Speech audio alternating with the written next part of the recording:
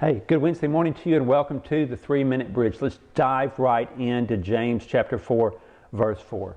You adulteresses, how is that for starting your Wednesday? All right, here's what James says. You adulteresses, you do not know that friendship with the world is hostility toward God.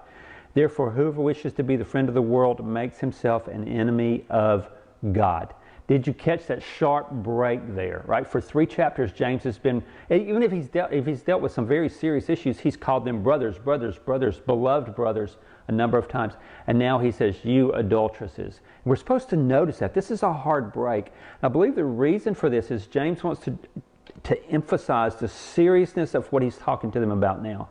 And what he's talking to them about is spiritual adultery, that they've been unfaithful to God. James is a very Jewish book.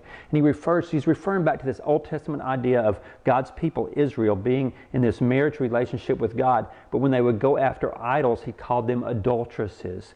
And now generally Israel didn't they didn't leave God and just go over here and worship their idols, but rather they wanted to have both. They wanted to continue to be in this relationship with God and have their idols, their lovers on the side, and God would have none of it. And so James is the same here. He says, you adulteresses, do you not know that friendship with the world is hostility toward God? You can't have both. Let's cross the bridge. How would you feel about a friend who was okay with his wife having some lovers on the side? You're telling me he was crazy, wouldn't you? You tell me absolutely not. That doesn't make sense. Well, congratulations. You think exactly the way God thinks, because God is that way. He is not okay with people being in relationship with Him and loving the world, having a lover on the side. Let me ask you 2 questions. Let me just ask you 2 questions here. And I wrote them down so I wouldn't forget. Are you trying to love the world and stay with God? Are you trying to love the world and stay with God? Second question, is there something that you have flirted with, but now that something is in the place of God?